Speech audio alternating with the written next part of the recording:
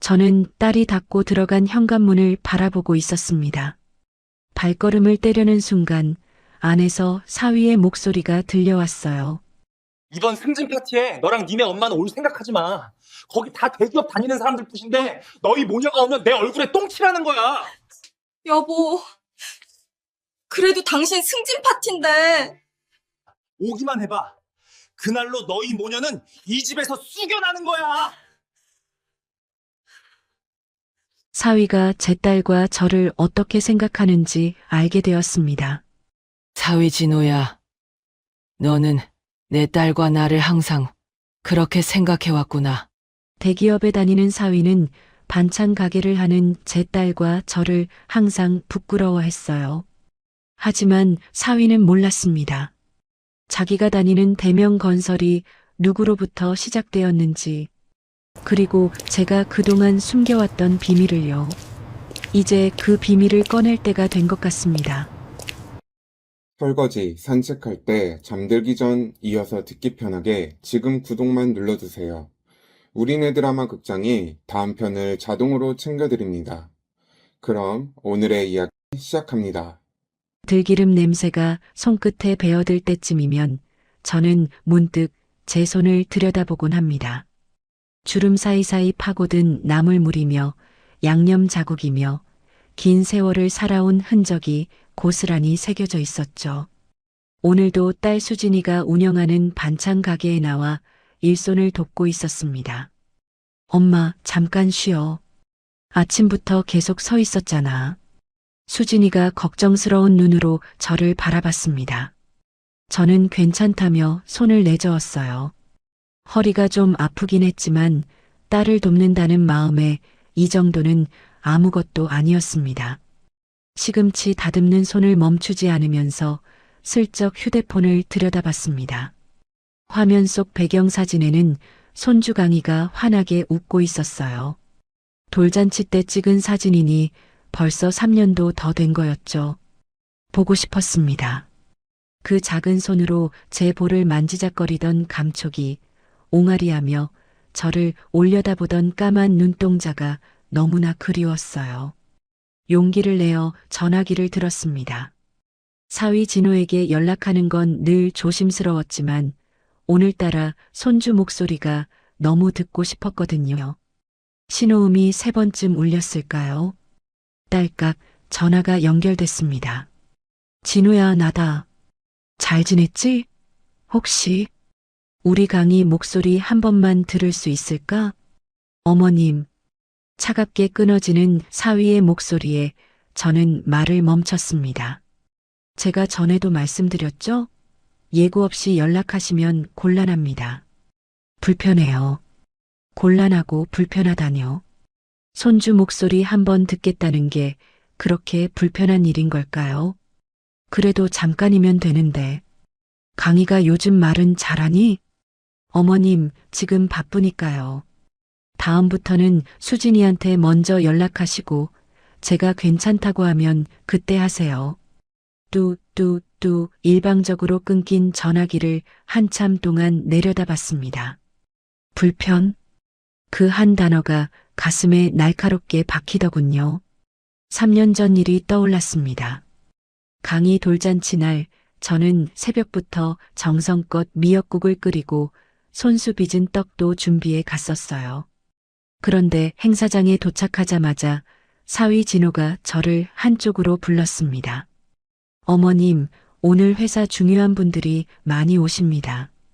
죄송하지만 구석방에 계셔주시면 안 될까요? 가슴이 철렁 내려앉았지만 저는 고개를 끄덕였어요. 딸의 가정에 누가 되고 싶지 않았으니까요. 그날 저는 정말로 구석방에 숨어 있었습니다. 바깥에서는 축하 노래가 울려 퍼지고 사람들의 웃음소리가 들려왔지만 저는 손주의 돌잡이도 케이크 촛불 끄는 것도 보지 못했어요. 나중에 수진이가 몰래 들어와 미안하다고 했을 때 저는 오히려 그 애를 다독였죠. 그때 진호가 문을 벌컥 열었습니다. 수진아, 여기서 뭐해? 손님들 인사 안 드려? 그러고는 저를 흘끗 보더니 눈살을 찌푸렸습니다. 수진아, 너도 좀 그래. 어머님, 옷차림이 왜 저래? 저런 차림이면 못 오시게 하던지, 관리를 해드리던지. 회사 사람들 보기 창피하잖아. 수진이의 얼굴이 하얗게 질렸습니다. 저는 그의 손을 꼭 잡아주며 어서 나가보라고 했어요. 사위의 차가운 눈빛이 등에 꽂히는 걸 느끼면서도 웃음을 잃지 않으려 애썼습니다. 그날 이후로도 진호가 저를 향해 불편한 기색을 드러내는 일은 계속됐죠. 그렇게 또 한 번 차갑게 끊긴 전화를 내려놓은 그날 저녁, 수진이가 배달을 나간 사이 저는 혼자 가게를 지키고 있었습니다. 그때 문이 열리며 낯익은 구두 소리가 들려왔어요. 또각 고개를 들어보니 진호였습니다. 양복 차림에 번쩍이는 명품 구두를 신고 수진이를 찾아온 모양이었어요. 어머님, 수진이 어딨어요? 배달 나갔는데 금방 올 거야. 진호는 대답 대신 코를 찡그렸습니다. 한숨을 푹 내쉬며 중얼거리더군요. 이 냄새 진짜 옷에 다 배겠네. 그 말 한마디가 비수처럼 가슴에 꽂혔습니다. 하지만 저는 아무 말도 하지 않고 묵묵히 나물이나 다듬었죠. 잠시 후 수진이가 돌아왔습니다. 진호는 수진이를 보자마자 눈을 부라리며 말했어요. 당신 엄마한테 말 좀 해. 나한테 예고 없이 전화하지 말라고. 수진이가 당황한 표정으로 저를 바라봤습니다. 그리고 이 반찬 냄새 좀 어떻게 안 돼? 집에 올 때마다 온몸에서 진동을 하잖아. 여보, 그런 식으로 말하면. 됐어. 어머님도 좀 신경 쓰시라고. 반찬 냄새 풍기면서 돌아다니시면 저까지 창피해요. 진호는 그 말을 내뱉고는 휙 돌아서 나갔습니다. 매끈한 구두 소리가 멀어져 갔어요. 수진이가 울먹이며 말했습니다. 엄마, 미안해.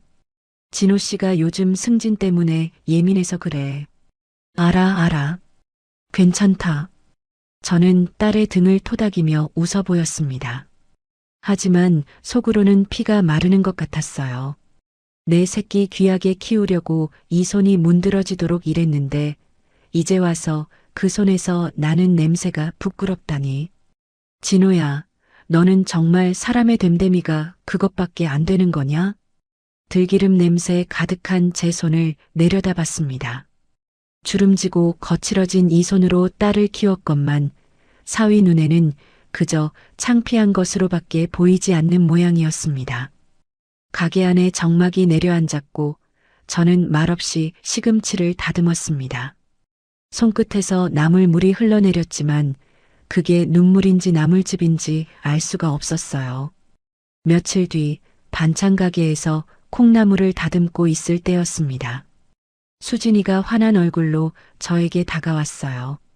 엄마, 진호 씨가 상무로 승진한대. 상무라. 대기업에서 상무면 정말 대단한 자리 아니겠어요. 저는 손에 묻은 물기를 앞치마에 훔치며 고개를 끄덕였습니다. 그래, 잘 됐네. 진호가 고생했구나. 수진이의 목소리에는 오랜만에 활기가 돌았습니다. 남편 자랑을 하는 딸의 모습을 보니 사위에 대한 서운함은 잠시 접어두게 되더군요. 그래, 저 사람이 잘 돼야 우리 수진이도 편하게 사는 거지. 그때 문득 떠오르는 게 있었습니다. 수진아, 엄마 잠깐 집에 다녀올게. 금방 올 테니까 가게 좀 봐줘. 응? 갑자기 왜? 줄 게 있어서. 저는 서둘러 가게를 나와 제가 사는 집으로 향했습니다. 현관문을 열고 안방으로 들어가 오래된 장롱 앞에 섰어요. 맨 아래 서랍을 열자 낡은 보자기에 쌓인 오동나무 상자가 보였습니다. 조심스럽게 상자를 꺼내 보자기를 풀었습니다. 뚜껑을 여니 검은 벨벳 위에 놓인 만년필 하나가 은은하게 빛나고 있었어요. 오동나무 특유의 마르고 깊은 향기가 코끝을 스쳤습니다.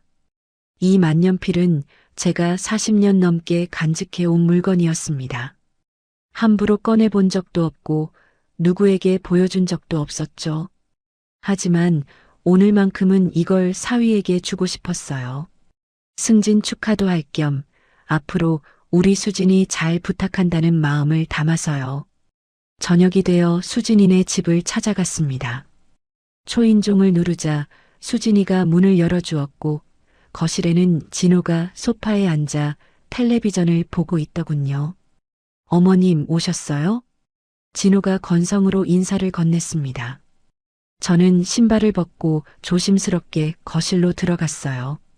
손에 든 오동나무 상자가 갑자기 무겁게 느껴졌습니다. 진호야, 이번에 승진한다며? 축하한다. 아, 네. 감사합니다. 시선은 여전히 텔레비전에 고정된 채였습니다. 저는 마음을 가다듬고 상자를 내밀었어요. 이거 너 주려고 가져왔어. 정말 귀한 건데 너 잘 되라고 주는 거야. 그제야 진호가 고개를 돌렸습니다. 상자를 받아들더니 뚜껑을 열어 안을 들여다봤어요. 만년필을 꺼내 이리저리 살펴보는 그의 표정이 점점 일그러졌습니다. 이게 뭡니까? 만년필이야. 아주 오래된 거고 정말 귀한 거야. 진호가 피식 웃었습니다. 그 웃음에 담긴 조소가 가슴을 서늘하게 만들었어요. 장모님, 어디 시장통에서 짝퉁 사오신 거예요? 이런 가짜는 애들이나 주시죠. 제 수준에 맞겠습니까? 그 말이 끝나기 무섭게 진호는 만년필을 휙 던졌습니다. 검은 펜이 포물선을 그리며 날아가 쓰레기통 안으로 툭 떨어졌어요. 그 소리가 텅 빈 거실에 메아리 치듯 울렸습니다. 저는 숨이 멎는 것 같았습니다. 40년 넘게 품어온 물건이 제가 얼마나 소중히 여겼는지도 모르는 사람 손에 쓰레기 취급을 당하다니요.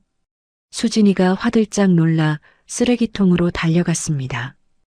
허리를 숙여 만년필을 꺼내며 당황한 목소리로 말했어요. 여보, 이게 무슨 짓이야? 엄마가 정성껏 가져오신 건데. 뭐?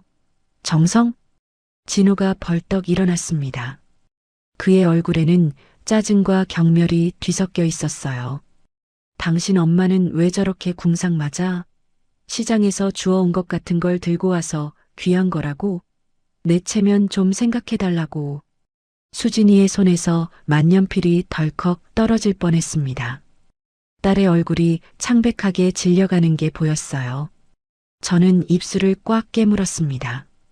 뭐라고 한마디 해야 할 것 같은데 목구멍이 막혀서 말이 나오지 않더군요. 저게 어떤 물건인데? 너가 지금 몸담고 있는 그 회사를 만든 사람들에게만 준 건데 그걸 짝퉁이라며 버리다니. 하지만 저는 아무 말도 하지 않았습니다. 여기서 제가 화를 내면 수진이만 더 힘들어질 테니까요. 딸의 가정에 금이 가게 하고 싶지 않았습니다. 미안해, 엄마. 진호 씨가 요즘 승진 준비하느라 예민해서 그래요.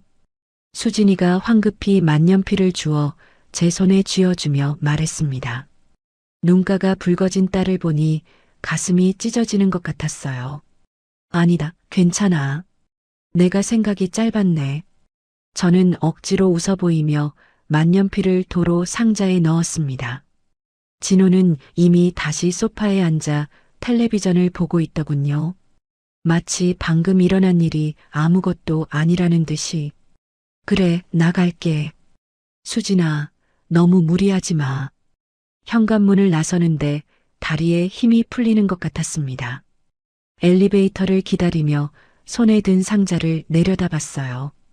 오동나무의 마른 향기가 아까와는 다르게 쓸쓸하게 느껴졌습니다.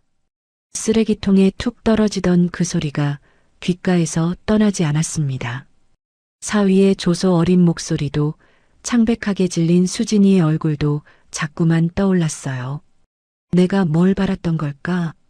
이 물건의 진짜 가치를 저 사람이 알아봐 줄 거라고? 아니, 그저 딸 잘 부탁한다는 마음 하나로 건넨 건데 돌아온 건 모멸뿐이었습니다. 밤바람이 차갑게 얼굴을 스쳤습니다. 저는 상자를 품에 꼭 안고 천천히 집으로 향했습니다. 발걸음이 무거웠지만 눈물만은 보이고 싶지 않았어요. 그날 밤 저는 집에 돌아와 불도 켜지 않은 채 식탁 앞에 앉아 있었습니다. 창밖으로 가로등 불빛만 희미하게 들어오고 벽에 걸린 시계의 초침 소리가 정막을 깨뜨리고 있었죠. 오늘 있었던 일이 자꾸만 머릿속을 맴돌았습니다. 쓰레기통에 툭 떨어지던 만년필, 짝퉁이라며 비웃던 진호의 얼굴, 창백하게 질린 수진이의 표정까지. 눈을 감아도 그 장면들이 선명하게 떠올랐어요. 사위를 처음 만난 건 7년 전이었습니다. 수진이가 소개팅으로 만났다며 데려왔을 때 첫인상은 나쁘지 않았어요. 반듯한 외모에 대기업 다닌다는 진호, 딸을 믿고 맡길 수 있겠다 싶었죠. 그런데 결혼하고 나서 서서히 본색이 드러나기 시작했습니다. 처음에는 사소한 것들이었어요. 명절에 처가 방문을 슬슬 미루더니 나중에는 아예 안 오게 됐습니다. 핑계는 늘 같았죠. 회사 일이 바쁘다, 피곤하다, 다음에 가겠다. 그러다 언젠가부터는 핑계조차 되지 않더군요. 진호는 자신이 대기업 직원이라는 사실에 대단한 자부심을 갖고 있었습니다. 아니, 자부심이라기보다는 우월감에 가까웠어요. 회사 이름을 달고 다니는 것만으로 자기가 특별한 사람이 된 줄 아는 것 같았습니다. 한 번은 이런 일이 있었어요. 수진이네 집에 갔다가 저녁을 같이 먹게 됐는데 진호가 회사 얘기를 하더군요. 요즘 신입들 보면 한심해요. 중소기업 출신들이 우리 회사에 와서 적응을 못하더라고. 그쪽 물을 먹은 애들은 아무래도 수준이 달라요. 그 말을 들으면서 저는 가슴이 뜨끔했습니다. 수진이가 운영하는 반찬 가게를 저 사람은 어떻게 생각하고 있는 걸까? 물어보지 않아도 답은 뻔했죠. 또 한 번은 추석 때였습니다. 제가 직접 담근 김치와 반찬을 싸들고 갔더니 진호가 대뜸 이러더군요. 어머님, 다음부터는 그냥 오세요. 집에 반찬 냄새 배면 빼기 힘들어요. 그 말에 저는 아무 대꾸도 못하고 그냥 웃어넘겼습니다. 수진이가 옆에서 여보, 그게 무슨 말이야? 라고 했지만 진호는 들은 척도 안 하더군요. 그날 저는 반찬통을 도로 들고 집에 돌아왔습니다. 돌아오는 버스 안에서 얼마나 눈물을 삼켰는지 몰라요. 심지어 손주강이 생일 때도 그랬습니다. 제가 직접 만든 떡 케이크를 들고 갔더니 진호가 한숨을 쉬며 말하더군요. 어머님, 요즘 애들이 이런 거 먹어요? 백화점에서 제대로 된 거 사오시지. 그러고는 제가 밤새 정성 들여 만든 떡 케이크를 냉장고 구석에 밀어 넣어버렸습니다. 그날 강희는 진호가 사온 화려한 케이크 앞에서 촛불을 껐고 제 떡 케이크는 결국 한 조각도 먹지 못한 채 버려졌어요. 진호에게 반찬 가게 하는 처가는 자신의 커리어에 묻은 오점이나 다름없었습니다. 회사 사람들에게 절대 들키면 안 되는 치부, 숨겨야 할 약점 같은 거였어요. 그래서 저를 볼 때마다 그렇게 불편한 기색을 감추지 못했던 거겠죠. 처음에는 그런 진호가 이해가 됐습니다. 어릴 적 가난한 집에서 자랐다고 들었거든요. 없이 살아본 사람이 성공에 집착하는 건 어쩔 수 없는 일이라고, 그래서 저런 허세를 부리는 거라고 생각했어요. 오히려 안쓰러운 마음마저 들었죠. 하지만 시간이 지날수록 깨달았습니다. 진호의 문제는 가난했던 과거가 아니었어요. 그저 자기가 남보다 위에 있다는 우월감, 그 달콤한 감각에 중독된 사람이었던 겁니다. 대기업이라는 완장을 차고 나서 비로소 사람 구실을 하게 됐다고 착각하는 속이 텅 빈 인간이었어요. 그런 사람이 제 딸의 남편이라니. 수진이가 얼마나 힘들었을지 생각하면 가슴이 찢어지는 것 같았습니다. 그 애는 늘 엄마와 남편 사이에서 줄타기를 해왔어요. 진호가 저에게 모진 말을 할 때마다 엄마 미안해. 진호 씨가 요즘 예민해서 그래라며 남편을 감싸면서도 뒤돌아서면 눈물을 훔치곤 했죠. 저는 그런 수진이에게 늘 같은 말을 했습니다. 아니다, 수진아. 너만 행복하면 그만이지. 하지만 정말 그 애가 행복한 걸까요? 남편 눈치 보며 친정엄마 만나는 것도 조심하고 자기가 운영하는 가게를 부끄러워해야 하는 삶이 행복일 리 없잖아요. 진호는 수진이를 사랑하는 게 아니었습니다. 그저 자기 인생의 부속품 정도로 여기는 것 같았어요. 집안일 해주고 아이 키워주고 사회적으로 흠이 안 될 정도의 아내. 그 이상도 이하도 아닌 존재로요. 저는 사위가 딸을 진심으로 아껴주길 바랐습니다. 수진이가 시집가던 날 진호에게 부탁했던 말이 떠올랐어요. 우리 수진이 잘 부탁해. 내가 이 아이 하나는 세상 누구보다 귀하게 키웠어. 그때 진호는 고개를 숙이며 대답했죠. 걱정 마세요, 어머님. 제가 잘할게요. 그 약속이 이렇게 허무하게 무너질 줄은 몰랐습니다. 아니, 어쩌면 처음부터 진심이 아니었는지도 모르겠어요. 반찬 가게 집안 딸에게 대기업 다니는 자신을 고맙게 여기라는 속내였을지도요. 시계 초침 소리가 유독 크게 들렸습니다. 똑똑똑. 마치 제 가슴을 두드리는 것 같았어요. 진호야, 너는 대체 뭐가 그리 대단하다고 그러느냐? 대기업 직원? 그게 사람 위에 군림할 자격을 주는 거냐? 너가 그토록 우러러보는 그 회사가 어떻게 만들어졌는지 너는 아무것도 모르면서 오늘 너가 쓰레기통에 던진 그 만년필이 어떤 물건인지 너는 영영 모르겠지. 그리고 나는 그걸 굳이 알려줄 생각도 없었어. 너는 알 자격이 없으니까. 하지만 우리 수진이는 달라. 그 애만은 지켜야 해. 어미로서 그것만은 반드시. 창밖을 바라보니 새벽이 다가오고 있었습니다. 저는 자리에서 일어나 빈 잔을 싱크대에 내려놓았어요. 내일도 반찬 가게에 나가야 했으니까요. 수진이 혼자 힘들게 할 수는 없었습니다. 발걸음을 옮기면서 생각했습니다. 진호가 변하길 바라는 건 이제 포기해야겠다고. 저 사람은 변하지 않을 거예요. 변할 이유도 변할 마음도 없는 사람이니까. 다만 수진이가 너무 다치지 않기만을 바랄 뿐이었습니다. 그게 지금 제가 할 수 있는 전부라고 생각했으니까요. 며칠 후 반찬 가게 문을 닫을 시간이 됐습니다. 그날따라 주문이 많아서 배달용 반찬통이 수북이 쌓여 있었어요. 수진이 혼자 들기엔 무거워 보여서 제가 함께 짐을 나눠 들었습니다. 엄마, 괜찮아. 나 혼자 갈 수 있어. 아니야. 이 무거운 걸 어떻게 혼자 들어. 집 앞까지만 바래다 줄게. 수진이가 미안한 표정을 지었지만 저는 괜찮다며 짐을 들었습니다. 사실 진호가 제가 그 집에 오는 걸 싫어한다는 건 알고 있었어요. 그래서 늘 현관문 앞까지만 수진이를 데려다주고 돌아오곤 했죠. 오늘도 마찬가지였습니다. 버스를 타고 수진이네 아파트에 도착했습니다. 엘리베이터에서 내려 복도를 걸으며 짐을 내려놓았어요. 수진이가 현관 비밀번호를 누르며 말했습니다. 엄마, 고마워. 조심해서 들어가. 그래, 너도 푹 쉬어라. 오늘 많이 힘들었지. 수진이가 문을 열고 안으로 들어갔습니다. 저도 돌아서려는 찰나 문이 완전히 닫히기 전에 안에서 진호의 목소리가 들려왔어요. 왔어? 나 할 말 있어. 무심코 발걸음을 멈췄습니다.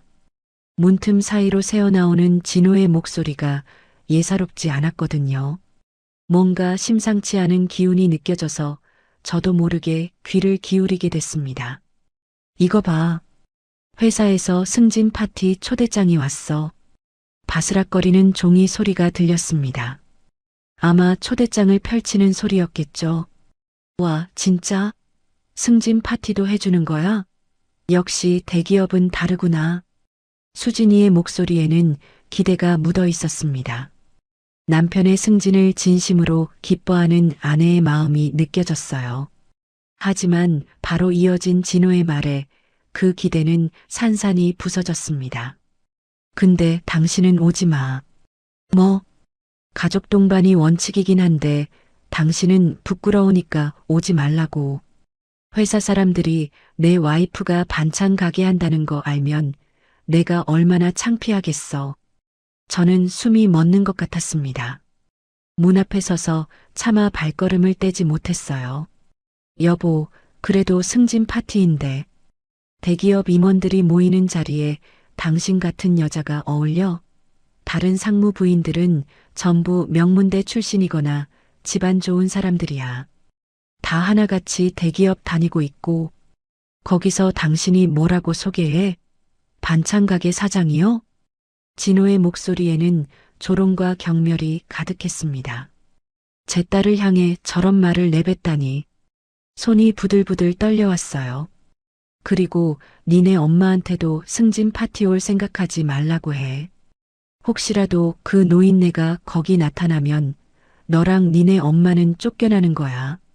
알아들어? 가슴이 철렁 내려앉았습니다. 그 노인네라니. 저를 두고 하는 말이었어요. 7년을 사위로 대하며 손주까지 본 사이인데 그 입에서 나온 말이 고작 그 노인네였습니다. 여보, 그건 너무. 반찬 냄새 풍기면서 내 앞길 막지 말고 집에 처박혀 있어.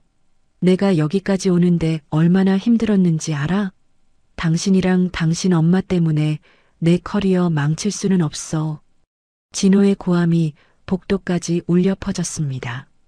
저는 벽에 등을 기댄 채 움직일 수가 없었어요. 다리에 힘이 풀려 그 자리에 주저앉을 것만 같았습니다. 잠시 침묵이 흘렀습니다. 그리고 수진이의 작은 목소리가 들려왔어요. 알았어. 안 갈게. 그 한마디가 비수처럼 가슴에 박혔습니다. 제 딸이 눈물을 삼키며 고개를 끄덕이는 모습이 눈에 선하더군요. 보지 않아도 알 수 있었어요. 수진이가 지금 얼마나 참고 있는지, 얼마나 가슴이 무너지고 있는지. 저도 모르게 주먹을 꽉 쥐었습니다. 손톱이 손바닥을 파고드는 것도 느끼지 못할 만큼 분노가 치밀어 올랐어요. 내 딸이 반찬 가게 하는 게 어때서?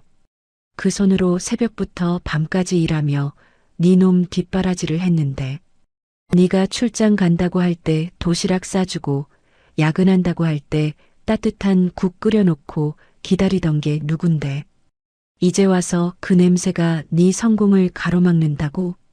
문 안에서 수진이의 억눌린 훌쩍임이 희미하게 들려왔습니다. 저는 이를 악물었어요. 지금 당장 문을 열고 들어가서 진호한테 쏟아붓고 싶은 말이 한가득이었지만 그러면 수진이만 더 힘들어질 게 뻔했습니다. 발걸음을 돌렸습니다. 엘리베이터를 기다리면서 생각했어요. 진호의 오만함이 이제 임계점에 다다랐구나. 더 이상은 참고 넘어갈 수 없는 선을 넘었구나. 엘리베이터 문이 열렸습니다. 안으로 들어서며 거울에 비친 제 얼굴을 봤어요. 주름진 얼굴, 푸석푸석한 피부, 거칠어진 손. 진호 눈에는 그저 초라한 노인으로밖에 안 보이겠죠. 하지만 진호야, 너는 모른다. 이 늙은이가 누구인지. 그리고 너가 그토록 우러러보는 그 회사가 어떻게 시작됐는지. 아직은 아니다. 아직은 참아야 해. 수진이를 위해서라도. 하지만 언젠가 반드시 보여주마. 네가 그렇게 무시한 이 반찬 냄새나는 노인이 누구인지. 엘리베이터가 1층에 도착했습니다. 문이 열리고 저는 천천히 밖으로 나왔어요. 밤 공기가 차갑게 얼굴을 스쳤지만 가슴 속에서 타오르는 불씨는 꺼지지 않았습니다. 파티를 며칠 앞둔 어느 날 진호에게서 전화가 왔습니다. 저에게 직접 연락이 오다니 무슨 일인가 싶어 받았더니 대뜸 이런 말이 들려왔어요. 어머님, 승진 파티 때 상사분들 드릴 음식 좀 만들어주세요. 순간 귀를 의심했습니다. 평소에는 반찬 냄새 난다고 질색을 하던 사람이 갑자기 반찬을 만들어 달라고요? 상사분들 선물용이니까 제대로 만들어 주셔야 해요. 포장도 깔끔하게 하시고요. 반찬통은 새 걸로 쓰시고 이름표 같은 거 붙이지 마세요. 그 말투가 마치 파출부한테 일을 시키는 것 같았습니다. 부탁이 아니라 명령이었어요. 제가 며느리 엄마라는 사실조차 잊은 듯한 태도였습니다. 그리고 파티장에 오셔서 전달해 주시면 되는데 저한테 아는 척 하시면 안 돼요. 그냥 배달부인 척하고 주고 가세요. 알겠죠? 전화기를 든 손이 떨렸습니다. 하지만 저는 알았다고 대답했어요. 수진이 생각이 났거든요. 그 애가 저 사람 밑에서 얼마나 힘들게 살고 있는지 알기에 여기서 제가 뭐라고 하면 수진이한테 화풀이가 갈 게 뻔했습니다. 파티 당일 저는 새벽 5시에 일어나 반찬을 만들기 시작했습니다. 깻잎찜, 소고기장조림, 도라지 무침, 멸치볶음. 하나하나 정성을 들여 만들었어요. 아무리 진호가 밉더라도 상사분들 입에 들어갈 음식이니 대충 할 수는 없었습니다. 손이 저리도록 나물을 다듬고 간이 맞을 때까지 몇 번이고 맛을 봤어요. 포장을 마치고 무거운 반찬통을 들었습니다. 어깨가 축 처질 만큼 무거웠지만 파티장까지 버스를 2번이나 갈아타고 갔어요. 화려한 호텔 앞에 도착하니 현수막이 걸려 있더군요. 대명건설 상무 승진자 축하 파티라고. 로비로 들어서니 정장 차림의 사람들이 분주하게 오가고 있었습니다. 다들 고급스러운 옷을 입고 서로 인사를 나누고 있었어요. 저는 구석에 서서 진호를 찾았습니다. 잠시 후 검은 양복을 차려입은 진호가 보였어요. 저는 조심스럽게 다가갔습니다. 진호야. 부르려는 순간 진호가 먼저 저를 발견했습니다. 그런데 그 눈빛이 너무나 차가웠어요. 마치 처음 보는 사람을 대하듯, 아니 벌레를 보듯이요. 진호가 성큼성큼 다가왔습니다. 그리고는 낮은 목소리로 속삭였어요. 어이, 여기 두고 가요. 잔돈은 됐으니까 얼른 가세요. 어이라니, 잔돈이라니. 저는 진호의 장모인데 배달부 취급을 받고 있었습니다. 진호야, 왜 이렇게까지 하는 거야? 조용히 해요. 진호가 날카롭게 쏘아붙였습니다. 주변에서 몇몇 사람들이 이쪽을 쳐다봤어요. 누가 들으면 어쩌려고 그래요. 장모고 뭐고 여기서 아는 척하지 말라고 했잖아요. 빨리 가세요. 저는 할 말을 잃었습니다. 반찬통을 든 채 그 자리에 멍하니 서 있을 수밖에 없었어요. 그때 진호가 지나가던 경비원을 불렀습니다. 저기요, 저 할머니 좀 내보내주세요. 잡상인이에요. 경비원이 제게 다가왔습니다. 할머니, 이쪽으로 나가셔야 해요. 아니, 저는 빨리요. 행사에 방해되니까요. 경비원의 손에 이끌려 저는 로비 밖으로 나왔습니다. 뒤돌아보니 진호는 이미 다른 사람들과 웃으며 대화를 나누고 있더군요. 마치 방금 있었던 일이 아무것도 아니라는 듯이 호텔 앞 계단에 서서 한참을 멍하니 있었습니다. 새벽부터 정성껏 만든 반찬, 손이 저리도록 나물을 다듬고 간을 맞추며 만든 것들. 그걸 들고 버스를 2번이나 갈아타고 왔는데 돌아온 건 모멸뿐이었습니다. 지나가던 사람들이 저를 힐끗힐끗 쳐다봤어요. 호텔 앞에 서 있는 초라한 노인이 이상해 보였겠죠. 하지만 저는 움직일 수가 없었습니다. 다리에 힘이 풀려서가 아니라 이대로 돌아가면 안 될 것 같은 느낌이 들었거든요. 발걸음을 때려다 멈췄습니다. 그냥 가기가 싫었어요. 아니, 갈 수가 없었습니다. 무언가 석연치 않은 느낌이 가슴을 짓눌렀거든요. 수진이 생각도 났고 진호의 그 차가운 눈빛이 자꾸 머릿속에서 맴돌았습니다. 저는 호텔 주변을 천천히 걸었습니다. 정문이 아닌 다른 쪽으로 발걸음을 옮겼어요. 파티장에서 흘러나오는 화려한 음악 소리가 희미하게 들려왔습니다. 웃음소리, 박수소리, 축배를 드는 소리까지 그 모든 게 저와는 상관없는 세상의 것처럼 느껴졌어요. 호텔 뒤편으로 돌아가니 후문이 보였습니다. 저는 근처 화단 옆 벤치에 앉았습니다. 그냥 잠시 쉬었다 가려고요.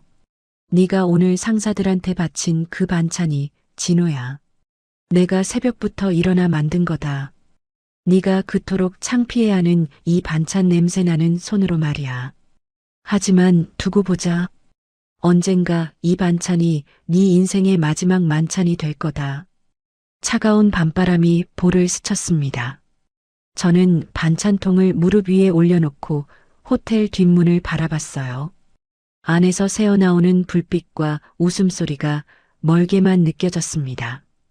그리고 그 순간 뒷문이 열리며 낯익은 목소리가 들려왔어요. 뒷문이 열리며 낯익은 목소리가 들려왔습니다. 아, 진짜 오늘 날씨 좋다. 바깥 공기 좀 마시니까 살 것 같네. 진호였습니다.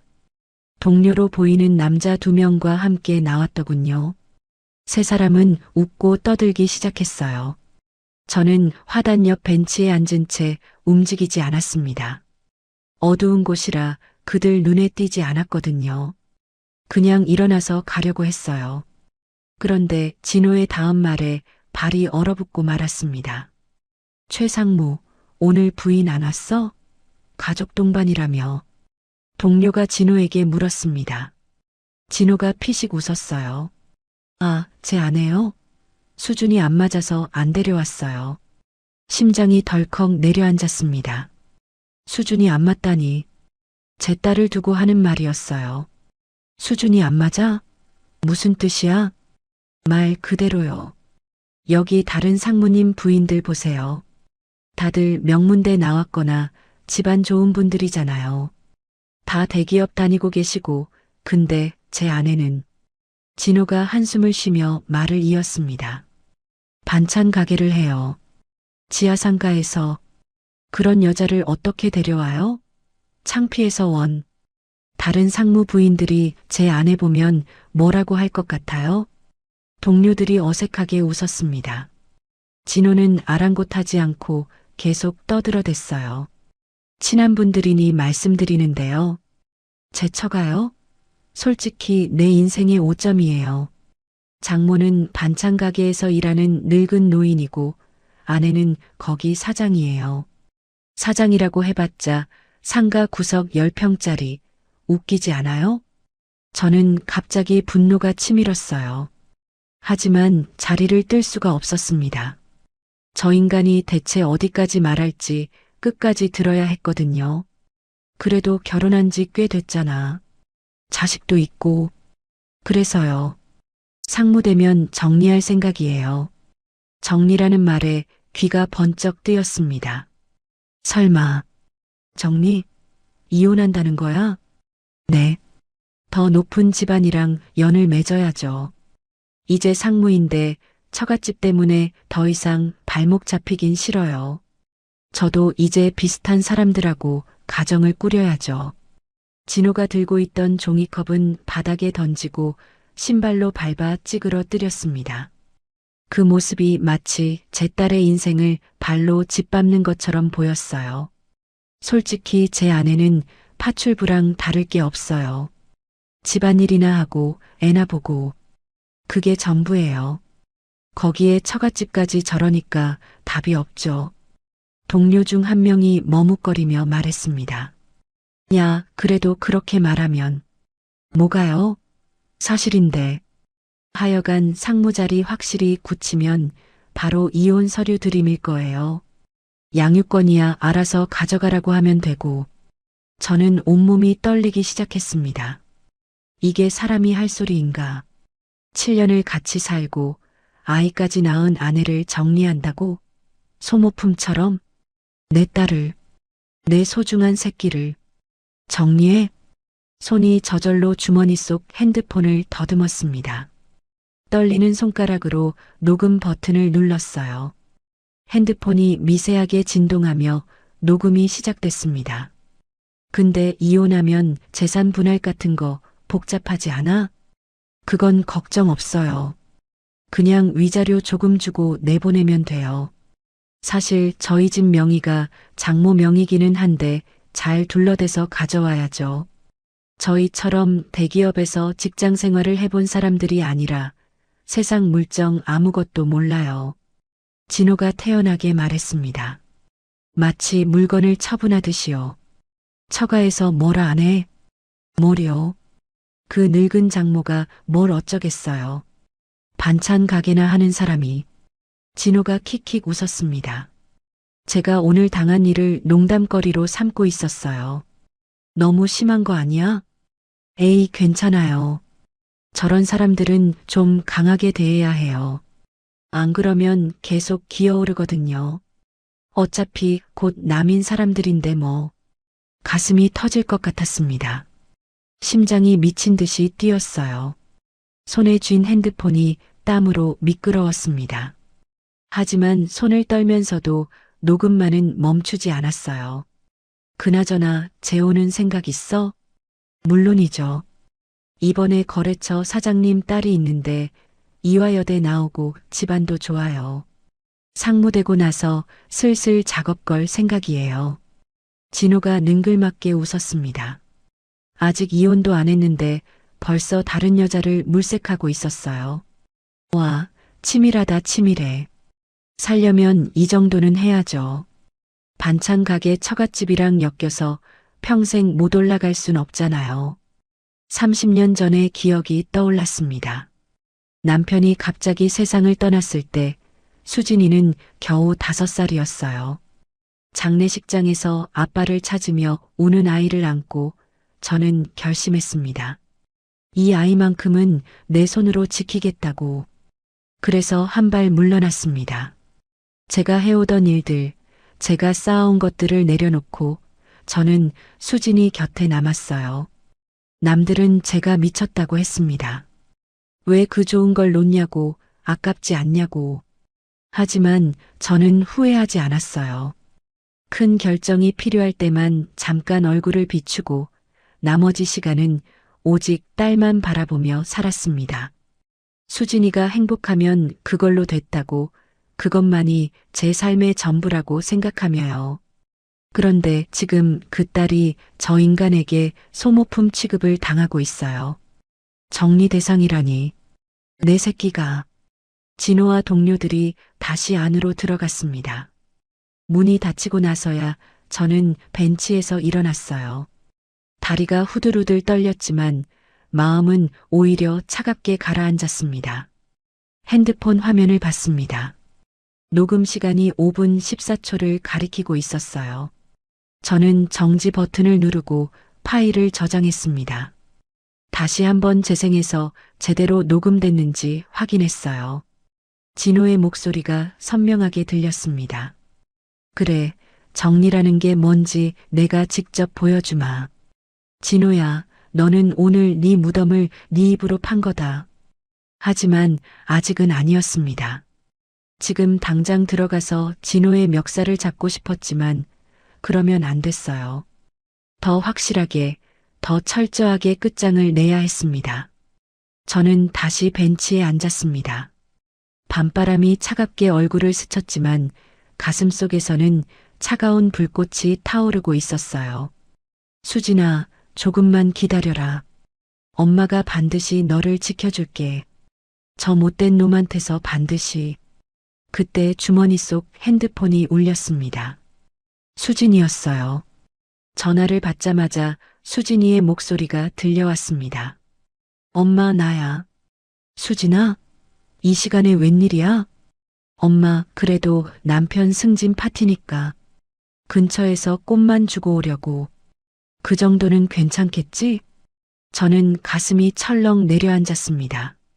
방금 전 진호가 한 말이 귓가에 생생했거든요. 정리한다고. 이혼 서류 들이밀 거라고. 더 높은 집안 여자랑 재혼하겠다고. 그런 남자한테 꽃다발을 들고 간다고? 수진아, 오지 마. 제발. 왜? 엄마 목소리가 왜 그래? 무슨 일 있어? 그냥 오늘은 안 돼. 진호가 싫어할 거야. 오지 말라고 했잖아. 괜찮아, 엄마. 멀리서 꽃만 주고 바로 오려고. 파티장 안에 들어가는 것도 아니고 그냥 입구에서 얼굴만 보고 축하한다고 말하고 싶어서. 그래도 남편인데. 그 말이 심장을 후벼 팠습니다. 저 순진한 것. 그 남편이라는 작자가 너를 뭐라고 부르는지 알기나 하니. 파출부랑 다를 게 없다고 정리 대상이라고 했어. 그런데 넌 아직도 그 사람한테 꽃을 주겠다고? 수진아, 엄마 말 들어. 듣고 있어? 제발 오지 마. 엄마, 나 지금 거의 다 왔어. 호텔 앞이야. 끊을게. 뚜 전화가 끊겼습니다. 저는 벌떡 일어났어요. 가슴이 미친 듯이 뛰었습니다. 수진이를 막아야 해. 저 애가 진호한테 가면 안 돼. 안 되는데. 화단 옆을 벗어나 호텔 정문 쪽으로 뛰었습니다. 68 먹은 다리가 이렇게 빨리 움직인 적이 언제였는지 모르겠어요. 하지만 이미 늦었습니다. 멀리서 꽃다발을 든 수진이가 호텔 입구로 들어서는 게 보였거든요. 저는 급히 뒤따라갔지만 사람들 사이에 가려져 수진이를 놓쳤습니다. 로비를 두리번거리다가 옆문 쪽에서 익숙한 목소리가 들려왔어요. 여보, 수진이었습니다. 저는 기둥 뒤에 몸을 숨기고 상황을 지켜봤어요. 심장이 쿵쿵 뛰었습니다. 제발 아무 일도 없기를. 수진이가 꽃다발을 내밀며 환하게 웃고 있었습니다. 분홍색 장미와 안개꽃으로 예쁘게 포장된 꽃다발이었어요. 하얀 리본까지 달린 걸 보니 분명 꽃집에서 직접 고르느라 한참 고민했을 거예요. 승진 축하해, 여보. 정말 고생 많았어. 자랑스러워. 하지만 진호의 표정은 싸늘하게 굳어 있었습니다. 웃음기라곤 찾아볼 수 없었어요. 주변을 두리번거리더니 수진이의 팔을 확 잡아 끌었습니다. 뭐야, 왜 왔어? 오지 말랬잖아. 그래도 축하는 해주고 싶어서. 꽃만 주고 바로 갈게. 안에 안 들어갈게. 꽃? 이딴 걸 왜 들고 와? 진호가 수진이 손에서 꽃다발을 낚아챘습니다. 마치 더러운 것을 집어드는 것처럼요. 그리고는 코웃음을 치며 꽃다발을 내려다봤어요. 이게 뭐야? 시장통에서 산 거야? 포장이 왜 이래? 아니, 꽃집에서 직접 골라서. 어휴, 창피해. 이 싸구려 꽃다발을 내가 들고 있는 걸 누가 보면 어쩌려고? 다른 상무 부인들이 보내준 꽃바구니는 얼마나 고급스러운데. 진호가 꽃다발을 바닥에 던졌습니다. 툭 하는 소리와 함께 꽃송이들이 대리석 바닥에 흩어졌어요. 분홍빛 장미가 하얀 바닥 위에 나뒹굴었습니다. 여보, 왜 이래? 내가 정성껏 고른 건데. 수진이가 당황해서 꽃을 주우려고 허리를 숙였습니다. 그 순간 진호가 꽃다발 위로 발을 올렸어요. 번쩍이는 명품 구두가 꽃송이 위에 내려앉았습니다. 으드득 꽃송이가 짓밟히는 소리가 났습니다. 분홍색 꽃잎이 진호의 구두 밑에서 으깨졌어요. 꽃잎에서 짜낸 즙이 하얀 대리석 위에 번져나갔습니다. 이 꽃다발, 네 손으로 만진 걸 상무 부인들이 보면 뭐라 하겠어? 반찬 냄새 나는 손으로 만진 꽃을 내가 받으면 내 격이 뭐가 되는데? 그리고 회사 사람들이 너 보면 나 쪽팔려서 어떻게 회사 다니라고 여길 와. 너희 모녀는 하는 짓이 아주 똑같네. 저는 기둥을 붙잡고 있던 손에 힘이 들어갔습니다. 손톱이 대리석을 긁는 것도 모를 만큼 눈앞이 빨갛게 물드는 것 같았어요.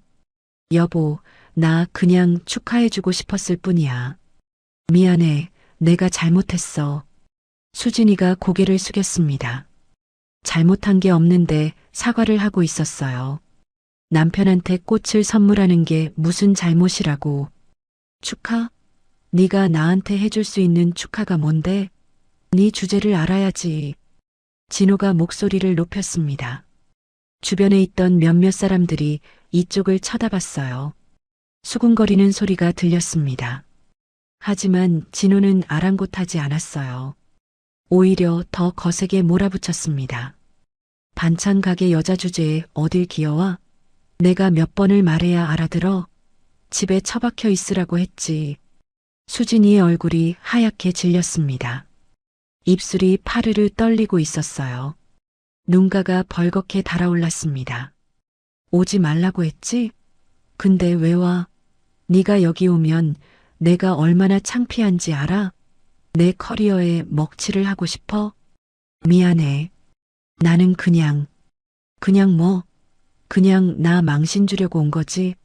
어디서 반찬 냄새 풍기면서 내 앞길을 막아. 진호가 으깨진 꽃다발을 발로 툭 걷어찼습니다. 꽃잎이 사방으로 흩날렸어요. 됐어. 당장 꺼져. 다시는 내 앞에 나타나지 마.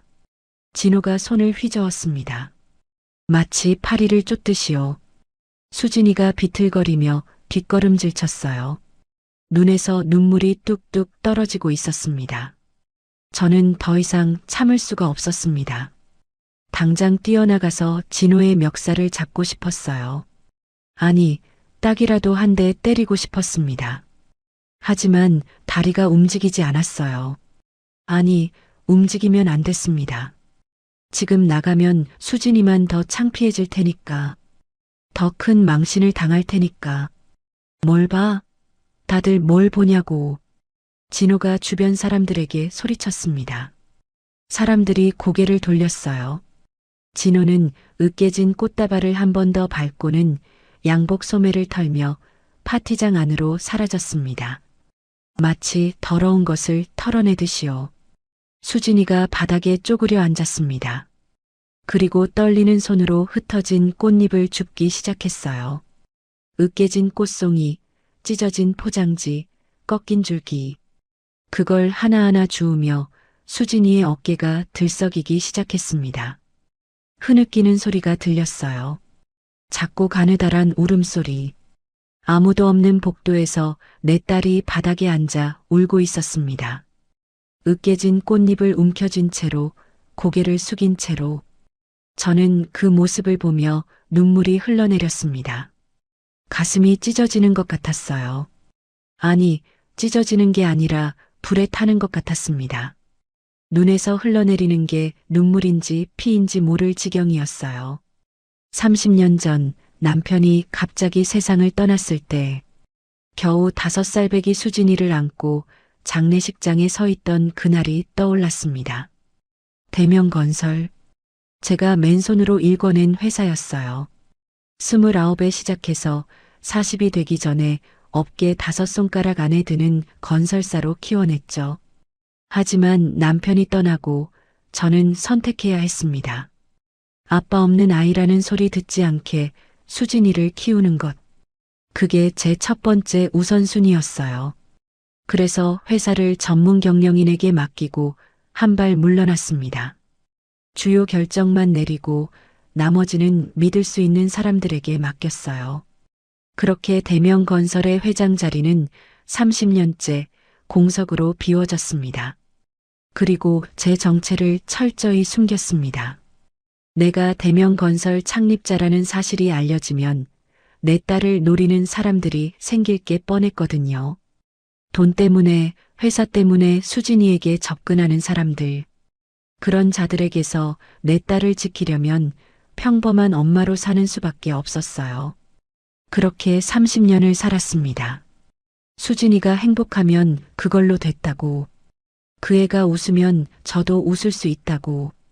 그게 제 인생의 전부라고 생각하며 살아왔어요. 그런데 지금 내 딸이 바닥에 앉아 울고 있어요. 으깨진 꽃잎을 주우며 사람들 눈을 피해 숨죽여 울고 있어요. 저놈한테 비천하다는 소리를 듣고 반찬 냄새 난다며 쫓겨나고. 수진아, 미안하다. 이 엄마가 너무 늦었지? 진작에 나섰어야 했는데. 너가 이렇게 될 때까지 뭘 했는지 모르겠구나. 저는 주머니에서 핸드폰을 꺼냈습니다.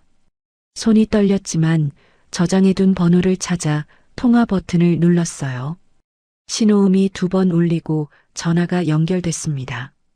네, 회장님. 낮고 단단한 남자 목소리가 들려왔습니다. 항상 변함없이 첫 마디가 회장님이었어요. 박 대표, 나 강말순이야. 회장님, 무슨 일이십니까? 이 시간에 전화를 주시다니. 목소리가 심상치 않으신데요. 오늘 파티, 대명건설 주최 맞지?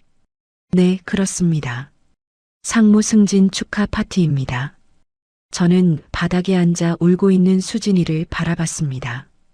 이제야 겨우 일어나 꽃다발 잔해를 쓰레기통에 버리고 있더군요.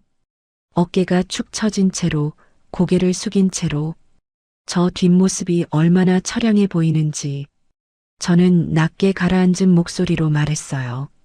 준비해. 오늘 이 회사의 진짜 주인이 누군지 보여줄 때가 됐어. 전화기 너머로 잠시 침묵이 흘렀습니다. 그리고 박 대표의 목소리가 들려왔어요. 놀란 기색이 역력했습니다. 회장님, 드디어 결심하셨습니까? 그래. 30년이면 됐지. 알겠습니다, 회장님. 차량과 의상 준비해서 바로 보내겠습니다. 15분이면 도착합니다. 그래. 후문 쪽으로 보내. 전화를 끊고 저는 수진이를 다시 바라봤습니다. 수진이가 터덜터덜 호텔 밖으로 걸어나가고 있었어요. 고개를 푹 숙인 채로 어깨를 웅크린 채로 진호야, 네가 오늘 밟은 건 꽃이 아니야. 내 딸의 마음이고 내 인생의 전부야. 그리고 너 같은 짐승은 이 회사에 다닐 자격이 없어.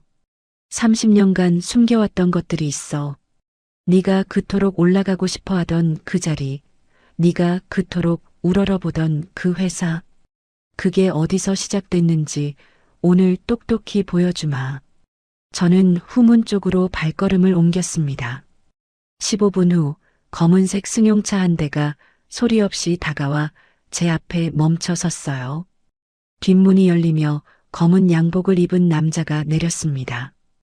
회장님, 준비된 의상은 뒷좌석에 있습니다. 박 대표님께서 직접 고르셨습니다. 저는 고개를 끄덕이고 차에 올랐습니다. 뒷좌석에는 검은 정장과 구두, 그리고 진주 목걸이가 놓여 있었어요. 30년 전에 입던 것과 똑같은 스타일이었습니다. 차 안에서 옷을 갈아입으며 거울을 봤습니다. 조금 전까지 반찬통을 들고 쫓겨나던 초라한 노인의 모습은 사라지고 거기에는 다른 사람이 있었어요. 대명건설 창립자, 최대 주주, 강말순 회장. 30년 동안 비워져 있던 회장의 자리, 그 자리로 돌아갈 때가 왔습니다. 30년 만에 꺼내 입는 갑옷이었습니다. 어깨가 펴지고 등이 곧게 섰어요. 거울 속에 제 눈빛이 달라져 있었습니다. 더 이상 참고 숨죽이던 장모의 눈빛이 아니었어요. 진호야, 너가 그렇게 보고 싶어 하던 격이라는 거, 이제 똑똑히 보여주마. 차가 천천히 호텔 정문 쪽으로 이동했습니다. 차가 호텔 정문 앞에 멈췄습니다. 운전기사가 문을 열어주었어요. 저는 잠시 숨을 고르고 차에서 내렸습니다. 검은 정장에 진주 목걸이, 그리고 30년 전과 똑같은 자세. 어깨를 펴고 턱을 들고 앞만 바라보며 발을 내딛는 순간 몸 안에서 무언가가 깨어나는 것 같았습니다. 30년간 잠들어 있던 그것이 대명건설 창립자 강말순 회장이라는 이름이 호텔 로비로 들어섰습니다. 또각, 또각. 구두 소리가 대리석 바닥에 울려 퍼졌어요. 조금 전 반찬통을 들고 쫓겨나던 그 바닥이었습니다. 경비원에게 팔을 잡혀 끌려 나왔던 그 바닥. 하지만 지금 제 발걸음은 달랐어요. 주눅 들지 않았고 비굴하지 않았습니다. 파티장 입구가 보였습니다. 안에서는 여전히 음악 소리와 웃음소리가 새어나오고 있었어요. 샹들리에 불빛이 화려하게 반짝이고 있었죠. 저는 멈추지 않고 그 문을 향해 걸어갔습니다. 진호야, 네가 그렇게 보고 싶어 하던 격이라는 거 이제 똑똑히 보여주마. 네가 그토록 우러러보던 대명건설의 진짜 주인이 누구인지. 파티장 문을 열고 안으로 들어섰습니다. 몇몇 사람들이 저를 쳐다봤어요. 검은 정장을 입은 노인이 홀로 들어오는 게 이상해 보였겠죠. 입구에 서 있던 안내 직원이 다가왔습니다. 실례합니다만 초대장을 보여주시겠습니까? 저는 대답 대신 그 직원의 눈을 똑바로 바라봤습니다. 그리고 한마디만 했어요. 비켜. 직원이 움찔하며 물러났습니다. 제 눈빛에서 무언가를 느꼈나 봐요. 저는 아랑곳하지 않고 홀 중앙을 향해 걸었습니다. 또각또각 구두 소리가 파티장의 음악 소리를 뚫고 울렸어요. 그때 저쪽에서 진호가 저를 발견했습니다. 샴페인 잔을 들고 동료들과 웃으며 이야기하던 진호. 저와 눈이 마주치자 그 웃음이 싹 사라졌어요. 진호의 얼굴이 순간 일그러졌습니다. 놀람과 분노가 뒤섞인 표정이었어요. 샴페인 잔을 테이블에 탁 내려놓고 성큼성큼 제게 다가왔습니다. 뭐야, 이 노인네가 여길 왜 또 왔어? 치매라도 걸린 거야? 진호가 낮은 목소리로 으르렁댔습니다. 이가 갈리는 소리가 들릴 것 같았어요. 하지만 저는 걸음을 멈추지 않았습니다. 어떻게 들어온 거야? 아까 분명히 내보냈잖아. 이 미친 노인네가 어디라고 또 들어와. 진호의 목소리가 높아졌습니다. 주변 사람들이 이쪽을 쳐다보기 시작했어요. 수군거리는 소리가 들렸습니다. 진호는 주변을 의식하며 더 화를 냈어요. 체면이 구겨지는 게 싫었겠죠. 경비원 어디 갔어? 이 노인네 좀 끌어내. 경비원 2명이 달려왔습니다. 아까 저를 내쫓았던 바로 그 경비원들이었어요. 하지만 저는 꿈쩍도 하지 않았습니다. 그저 진호의 눈을 똑바로 바라보며 서 있었어요. 빨리 끌어내라고. 이 침에 걸린 노인네가 내 장모라고 사칭하면서 행사를 망치고 있잖아. 경비원들이 머뭇거리며 제게 다가왔습니다. 한 명이 조심스럽게 제 팔에 손을 뻗었어요. 그때였습니다. 잠깐. 우렁찬 목소리가 파티장을 가로질렀습니다. 음악이 뚝 끊겼어요. 사람들이 일제히 고개를 돌렸습니다.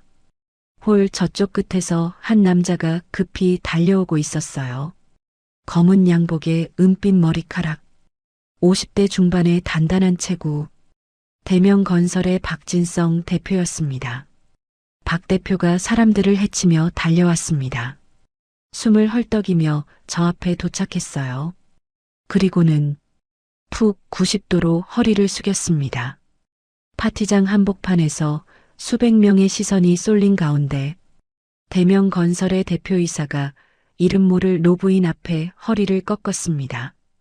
회장님, 그 한마디에 파티장이 얼어붙었습니다. 완전히, 철저하게. 음악이 멈추고 웃음소리가 사라지고 샴페인 잔을 든 손들이 공중에서 멈췄어요. 숨소리조차 들리지 않았습니다. 회장님, 이렇게 와주셨습니까? 직접 모시지 못해 죄송합니다.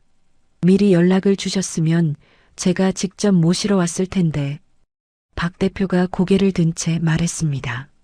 목소리가 파티장 전체에 울려 퍼졌어요. 그 목소리에는 진심 어린 존경과 약간의 두려움이 섞여 있었습니다. 회장님, 그 단어가 공기 중에 떠다녔습니다. 사람들의 표정이 변하기 시작했어요. 의아함, 놀라움, 그리고 경악. 회장님이라고? 저 노인이? 반찬통 들고 왔다가 쫓겨난 저 할머니가? 진호의 얼굴이 흙빛으로 변했습니다. 샴페인 잔을 든 손이 부들부들 떨리고 있었어요. 입이 반쯤 벌어진 채로 저와 박 대표를 번갈아 쳐다봤습니다. 뭐라고요? 회장님이라고요?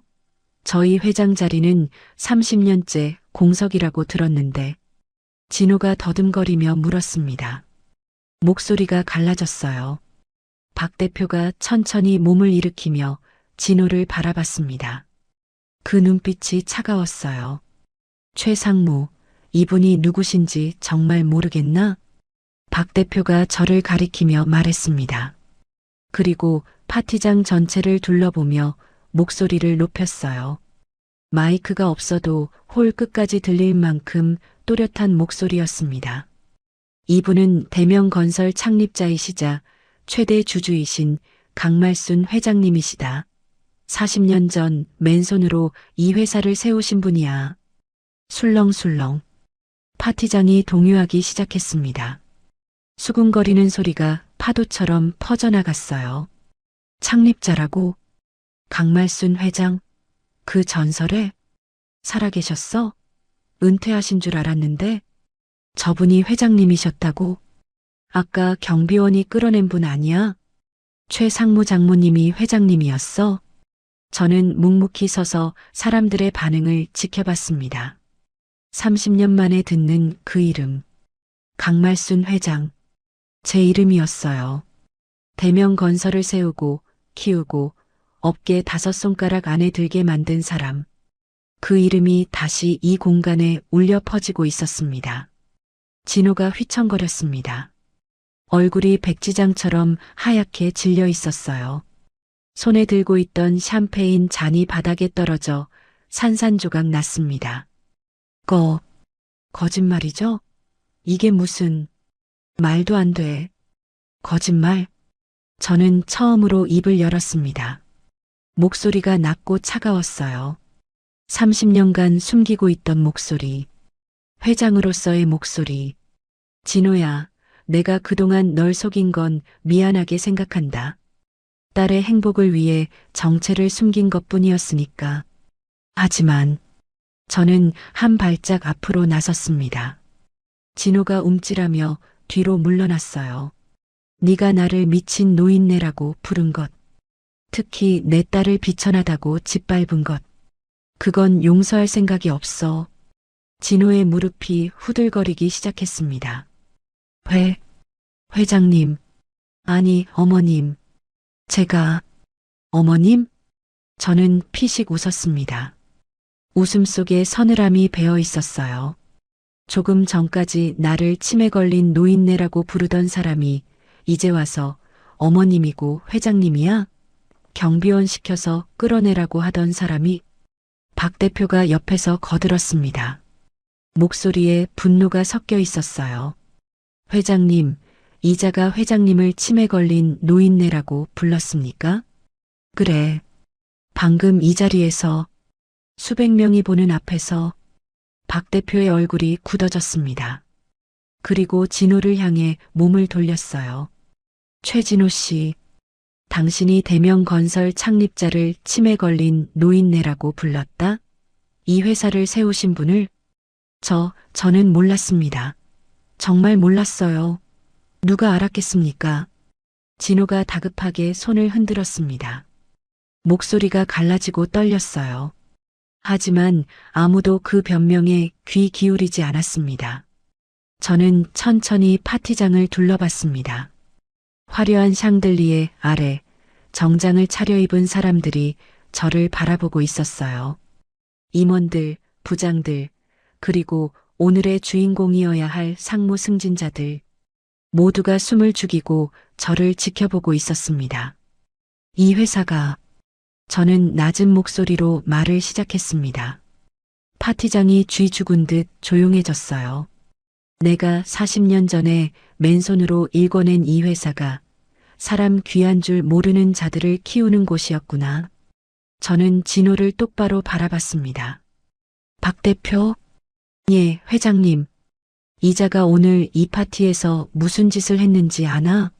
무슨 일이 있었습니까? 저는 한 발짝 더 앞으로 나섰습니다. 진호가 비틀거리며 뒤로 물러났어요. 깨진 샴페인 잔 조각을 밟으며 내 딸이 축하한다고 꽃다발을 들고 왔어. 남편 승진을 축하하려고 정성껏 고른 꽃을 들고. 그런데 이자가 그 꽃다발을 바닥에 던지고 발로 짓밟았어. 꽃잎이 으깨질 때까지. 파티장이 다시 술렁거렸습니다. 충격에 찬 탄식 소리가 여기저기서 터져 나왔어요. 그러면서 뭐라고 했는지 아나? 반찬 가게 여자 주제에 어딜 기어오냐고. 비천하다고. 내 앞길을 막지 말라고. 진호가 떨리는 목소리로 말했습니다. 회장님, 그건 제가 잠시 흥분해서. 흥분? 저는 차갑게 웃었습니다. 네가 내 딸을 비천하다고 부른 게 흥분이야? 내가 30년을 넘게 키운 딸을, 세상 누구보다 귀하게 키운 내 딸을 네가 감히 비천하다고? 진호가 무릎을 꿇었습니다. 파티장 한복판에서 수백 명이 지켜보는 가운데 번쩍이던 명품 구두가 대리석 바닥에 닿았어요. 죄송합니다, 회장님. 제가 잘못했습니다. 제발 한 번만 용서해 주십시오. 저는 무릎 꿇은 진호를 내려다봤습니다. 조금 전까지 제 딸을 짓밟던 그 남자가 지금은 바닥에 엎드려 빌고 있었어요. 그 꼴이 한심하기 짝이 없었습니다. 용서? 저는 고개를 저었습니다. 진호야, 용서는 뉘우치는 사람에게 주는 거야. 네가 지금 뉘우치는 게 아니잖아. 그저 내 정체가 밝혀지니까 무서워서 빌고 있을 뿐이지. 저는 주머니에서 핸드폰을 꺼냈습니다. 아까 녹음해둔 파일이 거기 있었어요. 네가 뒷문에서 동료들한테 한 말 기억나니? 진호의 눈이 커졌습니다. 공포가 그 눈 속에 가득 차 있었어요. 그게 모르겠으면 내가 들려줄까? 여기 있는 모든 사람들한테? 저는 핸드폰의 재생 버튼 위에 손가락을 올렸습니다. 진호의 얼굴이 공포로 일그러졌어요. 회장님, 제발 그것만은. 하지만 저는 멈추지 않았습니다. 재생 버튼을 누르기 직전 저는 진호에게 말했어요. 네가 오늘 꽃을 밟았을 때 네 앞날도 같이 밟힌 거야. 알겠니? 파티장의 샹들리에가 찬란하게 빛나고 있었습니다.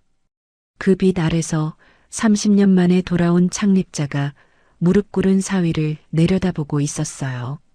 진짜 응징은 이제부터였습니다. 저는 천천히 단상 쪽으로 걸어갔습니다.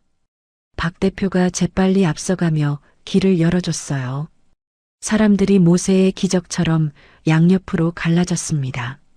누구도 제 앞을 막지 않았어요. 단상에 올라 마이크 앞에 섰습니다. 파티장 전체가 한눈에 들어왔어요. 수백 개의 눈동자가 저를 바라보고 있었습니다. 화려한 샹들리에 아래 긴장감이 팽팽하게 흘렀어요. 그리고 그 한가운데 무릎을 꿇은 채 벌벌 떨고 있는 진호가 보였습니다. 모두 잠시 주목해 주시겠습니까? 제 목소리가 마이크를 통해 파티장에 울려 퍼졌습니다. 이미 조용했던 장내가 더욱 고요해졌어요. 숨소리조차 들리지 않았습니다. 모두가 숨을 죽이고 다음 말을 기다리고 있었죠. 저는 주머니에서 무언가를 꺼냈습니다. 오동나무 상자. 뚜껑을 열자 그 안에 든 만년필이 모습을 드러냈어요. 이게 뭔지 아는 사람 있나요? 만년필을 높이 들어 보였습니다. 샹들리에 빛을 받아 검은 몸체가 은은하게 빛났어요. 금색 테두리가 반짝였습니다. 박 대표의 눈이 커졌어요. 얼굴에 경악이 번졌습니다. 회장님, 그건. 그래. 대명건설 창립기념 만년필이야. 저는 만년필을 천천히 돌려가며 사람들에게 보여줬습니다. 40년 전 대명건설을 세우던 날, 나는 이 만년필로 첫 번째 계약서에 서명했어. 땅을 사고 첫 삽을 뜨고 첫 번째 건물을 올릴 때 이 펜으로 모든 서류에 사인했지. 파티장이 술렁거렸습니다. 임원들 사이에서 탄식 소리가 흘러나왔어요. 그리고 이 펜은 창립 멤버들에게만 나눠줬어. 이 회사를 함께 일군 사람들에게만. 세상에 10자루밖에 없는 펜이야. 저 펜 진짜야? 창립기념 만년필이라고? 전설로만 듣던 그거? 나도 한 번도 못 봤는데. 저는 진호를 똑바로 바라봤습니다. 진호의 얼굴이 새파랗게 질려 있었어요. 며칠 전 내가 이 만년필을 사위에게 선물로 줬어. 승진 축하한다고. 정말 귀한 거니까 잘 간직하라고. 진호가 고개를 푹 숙였습니다. 무슨 말이 나올지 짐작한 모양이었어요. 근데 이자가 뭐라고 했는지 아나? 저는 파티장을 둘러보며 말했습니다. 시장통에서 산 짝퉁이라고 했어. 자기 수준에 안 맞는다고. 그리고는 저는 잠시 말을 멈추고 진호를 바라봤습니다. 쓰레기통에 던져버렸지. 이 회사의 역사가 담긴 펜을. 쓰레기통에. 파티장이 다시 술렁거렸습니다. 충격에 찬 탄식이 여기저기서 터져나왔어요. 회사의 상징을 쓰레기통에. 미쳤나? 창립자한테 그런 짓을? 어떻게 그럴 수가? 저는 만년필을 내려다봤습니다. 쓰레기통에서 주워온 이 펜. 수진이가 울면서 주워줬던 이 펜. 그날 밤 저는 이 펜을 닦으며 눈물을 흘렸었어요. 네가 짝퉁이라며 던진 이 펜이 네 숨줄이었다는 걸 그때는 몰랐겠지. 진호가 바닥에 엎드렸습니다. 이마를 대리석에 박으며 빌었어요. 쿵 하는 소리가 마이크에 잡혔습니다. 회장님, 제발. 저는 정말 몰랐습니다. 제발 한 번만 용서해 주십시오. 용서? 저는 차갑게 웃었습니다. 아직 내 얘기 안 끝났어. 더 들을 말이 있으니까. 저는 핸드폰을 꺼내 재생 버튼을 눌렀습니다. 스피커를 마이크에 가까이 대자 진호의 목소리가 파티장 전체에 울려 퍼졌어요. 제 처가요? 솔직히 내 인생의 오점이에요. 장모는 반찬 가게에서 일하는 늙은 노인이고 아내는 거기 사장이에요. 웃기지 않아요? 진호의 얼굴이 흑빛을 넘어 회색으로 변했습니다. 온몸이 부들부들 떨리고 있었어요. 상무되면 정리할 생각이에요. 더 높은 집안이랑 연을 맺어야죠. 이제 상무인데 처갓집 때문에 더 이상 발목 잡히긴 싫어요. 파티장이 얼어붙었습니다. 사람들의 표정이 경악에서 혐오로 바뀌었어요. 몇몇 여성 임원들은 고개를 절레절레 흔들었습니다. 솔직히 제 아내는 파출부랑 다를 게 없어요. 집안일이나 하고 애나 보고. 그게 전부예요. 파티장 곳곳에서 한숨소리가 터져나왔어요. 하여간 상무자리 확실히 굳히면 바로 이혼 서류 들이밀 거예요. 양육권이야 알아서 가져가라고 하면 되고 위자료 조금 주고 내보내면 돼요. 녹음이 끝났습니다. 파티장은 묘지처럼 고요했어요. 누구도 입을 열지 않았습니다. 샹들리에 불빛만 차갑게 빛나고 있었죠. 저는 핸드폰을 주머니에 넣으며 말했습니다. 이게 이자의 본심이야. 내 딸을 파출부 취급하고 이혼해서 갈아치우겠다고. 승진하자마자 더 좋은 집안 여자랑 재혼하겠다고. 진호가 바닥을 기며 제 발치로 다가왔습니다. 번쩍이던 명품 구두가 더러워지는 것도 모르고 무릎으로 기어오며 제 다리에 매달렸어요. 회장님, 그건 농담이었습니다. 술 먹고 헛소리한 거예요. 제발요. 농담? 저는 진호를 내려다봤습니다. 콧물과 눈물이 뒤범벅이 된 얼굴이었어요. 아내를 파출부라고 부르는 게 농담이야? 이혼 서류 들이밀겠다는 게 농담이고 장모를 늙은 노인이라고 비웃는 게. 진호가 제 발목을 두 손으로 붙잡았습니다. 살려주십시오, 회장님. 제가 잘못했습니다. 뭐든지 하겠습니다. 제발 한 번만 기회를. 저는 발을 빼며 한 발짝 물러났습니다. 그리고 냉정하게 말했어요. 박 대표? 예, 회장님. 이자의 상무 승진 취소해. 파티장이 다시 술렁거렸습니다. 진호의 눈이 휘둥그레졌어요. 회장님, 그건. 그리고 해고야. 지금 당장. 이 자리에서. 알겠습니다. 박 대표가 고개를 숙였습니다. 진호가 울부짖었어요. 회장님, 제발. 제가 이 회사에서 15년을 일했습니다. 제발요. 15년? 저는 피식 웃었습니다. 나는 이 회사를 40년 전에 세웠어. 네 15년이 뭐가 대단해? 진호의 얼굴에서 마지막 희망이 사라지는 게 보였습니다. 아직 안 끝났어. 이자가 살고 있는 아파트, 누구 명의지? 박 대표가 태블릿을 확인하며 대답했습니다. 확인해 보겠습니다. 잠시만요. 잠시 후 박 대표가 고개를 들었어요. 회장님 명의로 되어 있습니다. 따님 혼수로 마련해 주신 것으로 기록되어 있습니다. 그래. 내가 수진이 주려고 산 집이야. 이 자한테 준 적 없어. 저는 진호를 내려다보며 말했습니다. 내일까지 짐 싸서 나가. 하루라도 더 버티면 법적으로 처리할 거야. 회장님, 그러면 저는 갈 데가 없습니다. 저한테 아무것도 없어요. 그건 네 문제야. 네가 만든 상황이지 내가 만든 게 아니야. 진호가 바닥에 이마를 박으며 울부짖었습니다. 쿵, 쿵. 이마를 바닥에 찢는 소리가 들렸어요. 제발, 제발요. 한 번만 기회를 주십시오. 다시는 안 그러겠습니다.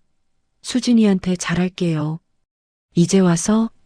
저는 고개를 저었습니다. 늦었어, 진호야. 내 딸한테 잘할 기회는 7년 동안 있었어. 근데 넌 그 시간 동안 뭘 했지? 내 딸을 비천하다고 짓밟고 반찬 냄새 난다고 창피해하고 파출부 취급했잖아. 저는 한 발짝 더 물러났습니다. 진호야, 내 딸을 비천하다 했지? 이제 네가 비천한 게 뭔지 배울 차례야. 저는 박 대표를 향해 고개를 끄덕였습니다. 그리고 박 대표, 건설업계 전체에 이자 이름을 돌려 어디서도 다시는 일 못하게. 알겠습니다, 회장님. 즉시 조치하겠습니다. 진호의 얼굴에서 핏기가 완전히 사라졌습니다. 몸이 힘없이 축 늘어졌어요. 바닥에 엎드린 채 흐느끼기 시작했습니다. 처량한 울음소리가 파티장에 울려 퍼졌어요. 사람은 속여도 하늘은 못 속이는 법이야. 진호야, 네 오만함이 결국 네 무덤을 팠구나. 당장 이 건물에서 이자를 끌어내. 경비원 2명이 다가와 진호의 양팔을 잡았습니다. 진호가 발버둥 쳤지만 소용없었어요. 다리에 힘이 풀렸는지 질질 끌려갔습니다. 회장님, 살려주십시오. 제발, 제발요. 파티장 문이 열리고 진호가 끌려나갔습니다. 문이 닫히자 그 울부짖는 소리도 멀어져 갔어요. 그리고 파티장에는 다시 정적이 흘렀습니다. 저는 마이크 앞에 선 채로 잠시 숨을 골랐습니다. 가슴이 후련했어요. 지난 7년간 참아왔던 것들이 한꺼번에 터져 나온 것 같았습니다. 저는 마이크에서 한 발짝 물러나 파티장을 둘러봤습니다. 모두가 숨을 죽이고 저를 바라보고 있었어요. 오늘 파티는 여기까지야. 저는 담담하게 말했습니다. 나머지 상무 승진자분들 축하해요. 앞으로도 회사를 위해 열심히 해주길 바라요. 그리고 저는 파티장을 한번 둘러봤습니다. 오늘 본 것 잘 기억해 두세요. 사람을 함부로 대하면 어떻게 되는지. 대명 건설에 다닌다는 자부심을 갖는 것은 좋습니다. 단 대명 건설에 다닌다는 사실이 타인을 무시하는 무기가 되어서는 안 됩니다. 그리고 단상에서 내려왔습니다. 박 대표가 재빨리 다가왔어요. 회장님, 따님이 밖에 계십니다. 제가 모셔왔습니다. 수진이. 저는 고개를 끄덕이고 파티장을 빠져나왔습니다. 로비에 수진이가 서 있었어요. 눈이 벌겋게 부은 채로 불안한 표정으로 저를 바라보고 있었습니다. 엄마. 수진이가 떨리는 목소리로 저를 불렀습니다. 저는 아무 말 없이 딸에게 다가가 품에 안았습니다. 수진이의 어깨가 들썩이기 시작했어요. 엄마, 미안해. 내가 몰랐어. 엄마가 그런 사람인 줄. 괜찮아, 수진아. 괜찮아. 저는 딸의 등을 토닥이며 속삭였습니다. 엄마가 미안해. 진작 나섰어야 했는데. 아니야, 엄마. 엄마 잘못이 아니야. 수진이가 제 품에서 고개를 들었습니다. 눈물 젖은 얼굴로 저를 바라봤어요. 근데 엄마, 정말이야? 엄마가 대명 건설을 세운 거야? 응. 엄마가 28에 시작해서 만든 회사야. 왜 말 안 했어? 저는 딸의 머리카락을 쓸어 넘기며 말했습니다. 네가 다칠까봐. 엄마 정체를 알면 널 노리는 사람들이 생길 게 뻔했거든. 그런 자들한테서 널 지키려면 평범한 엄마로 사는 수밖에 없었어. 수진이가 다시 울음을 터뜨렸습니다. 엄마, 이제 다 끝났어. 저 사람은 더 이상 널 괴롭히지 못해. 로비 창문으로 밤하늘이 보였습니다. 별이 반짝이고 있었어요. 30년 만에 드러낸 제 정체, 그리고 딸을 짓밟은 자에 대한 응징. 모든 게 끝났습니다. 수진이가 제 손을 꼭 잡았습니다. 엄마, 이제 어떻게 해? 저는 딸의 손을 맞잡으며 미소 지었습니다. 이제 우리끼리 행복하게 사는 거야. 누구 눈치 볼 것 없이. 이제 남은 건 하나뿐이었어요. 딸과 손주와 함께 진짜 가족으로 다시 시작하는 것. 그로부터 한 달이 지났습니다. 수진이는 진호와 이혼했어요. 단호하게 미련 없이. 진호가 무릎을 꿇고 빌었지만 수진이는 한 번도 뒤돌아보지 않았습니다. 그날 파티장에서 본 남편의 본 모습이 모든 미련을 끊어버렸거든요. 이혼 서류에 도장을 찍는 날 수진이가 제게 말했어요. 엄마, 이제야 진짜 숨을 쉬는 것 같아. 그 말을 듣는 순간 저도 모르게 눈물이 흘렀습니다. 7년 동안 참아왔던 것들이 한꺼번에 풀리는 것 같았어요. 진호는 모든 것을 잃었습니다.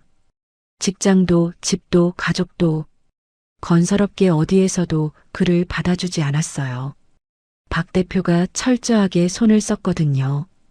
어디선가 편의점 아르바이트를 한다는 소문이 들려왔지만 저는 관심도 두지 않았습니다. 사위에게는 단 한 푼의 지원도 하지 않았어요. 그건 제 원칙이었습니다. 내 딸을 짓밟은 자에게 베풀 자비 따위는 없었으니까요. 지금 저는 오래전에 마련해둔 저택에서 살고 있습니다. 수진이와 손주 강희가 함께요. 오늘도 정원에 앉아 햇살을 받고 있었습니다. 봄바람이 불어와 꽃향기를 실어다 줬어요.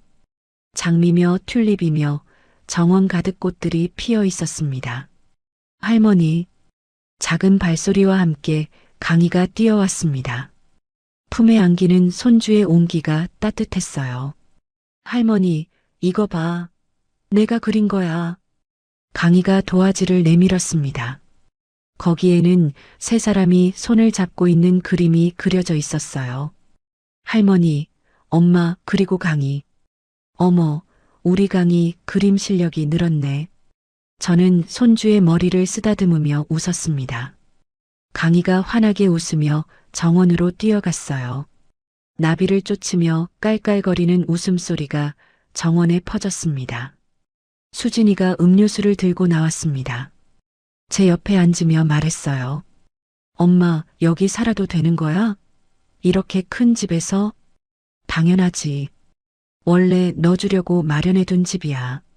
진작 알았으면 그 고생 안 해도 됐을 텐데. 수진이가 씁쓸하게 웃었습니다. 저는 딸의 손을 잡았어요. 수진아, 엄마가 미안해. 숨긴 게 많아서. 아니야, 엄마. 이제 다 알았으니까. 그리고 수진이가 정원에서 뛰노는 강희를 바라보며 말했습니다. 이제 진짜 행복해. 예전에는 몰랐어. 행복이 뭔지. 매일 눈치 보고 숨죽이고 살았으니까. 그래, 내 딸. 고생 많았다. 저는 딸의 어깨를 감싸 안았습니다. 이제는 누구 눈치 보지 말고 우리끼리 행복하게 살자. 그게 엄마 소원이야. 경영 복귀 제안은 여러 번 있었습니다. 박 대표가 몇 번이나 찾아와 부탁했어요. 하지만 저는 거절했습니다. 이제 회사는 젊은 사람들에게 맡길 때가 됐어요. 저는 그저 딸과 손주 곁에서 평범한 할머니로 살고 싶었습니다. 저녁 무렵 수진이가 저녁 준비를 하러 들어가고 저는 혼자 정원에 남았습니다. 노을빛이 하늘을 물들이고 있었어요. 문득 하늘을 올려다봤습니다. 여보, 보고 있지? 우리 수진이가 이제 진짜 웃네. 7년 만에 처음 보는 웃음이야. 당신이 떠나고 30년. 그 세월 동안 나 혼자 수진이를 키웠어. 힘들었지만 후회는 없어. 우리 딸이 이렇게 웃을 수 있으니까. 당신한테 약속했잖아. 수진이만큼은 행복하게 해주겠다고. 이제야 그 약속을 지킨 것 같아. 눈가가 촉촉해졌습니다. 저는 고개를 들어 눈물을 닦았어요. 할머니, 밥 먹으래. 강희가 현관에서 손을 흔들며 저를 불렀습니다. 저는 웃으며 자리에서 일어났어요. 그래, 지금 갈게. 정원을 가로질러 걸으며 생각했습니다. 이제 남은 인생, 딸과 손주와 함께 소박하게 살아야겠다고. 더 이상 바랄 것도 아쉬울 것도 없었습니다. 저녁 식탁에 세 사람이 둘러앉았습니다. 강희가 제잘거리고 수진이가 웃고 저도 덩달아 웃었어요. 이게 행복이구나. 30년간 숨기고 살았던 것들, 7년간 참아왔던 것들, 그 모든 시간이 오늘을 위한 것이었나 봅니다. 창밖으로 별이 하나둘 떠오르고 있었습니다. 저는 딸과 손주의 얼굴을 바라보며 조용히 미소 지었어요. 이제 진짜 행복해도 되겠지? 여러분, 오늘 이야기 어떠셨나요? 내 자녀가, 내 부모가, 혹은 내 형제자매가 힘들어하는 걸 뻔히 보면서도 도와주지 못했던 경험이 있으신가요? 혹은 도와주고 싶어도 경제적 여유가 없어서 힘이 닿지 않아서 그저 마음만 태우며 지켜볼 수밖에 없었던 순간들이 있으신가요? 아니면 내가 힘들 때 손 내밀 곳이 없어서 혼자 버텨야 했던 그런 시간들이 있으신가요? 그런 경험을 하신 분들께 오늘 이야기가 작은 위안과 위로가 되었으면 좋겠습니다. 사랑하는 사람을 지키고 싶은 그 마음만큼은 누구나 똑같으니까요. 오늘 이야기가 마음에 남으셨다면 구독과 알림으로 다음 만남을 예약해두세요. 우리네 드라마 극장이 다시 찾아갑니다. 그리고 오늘 이야기를 듣고 느낀 감정과 생각을 댓글로 소통해주세요.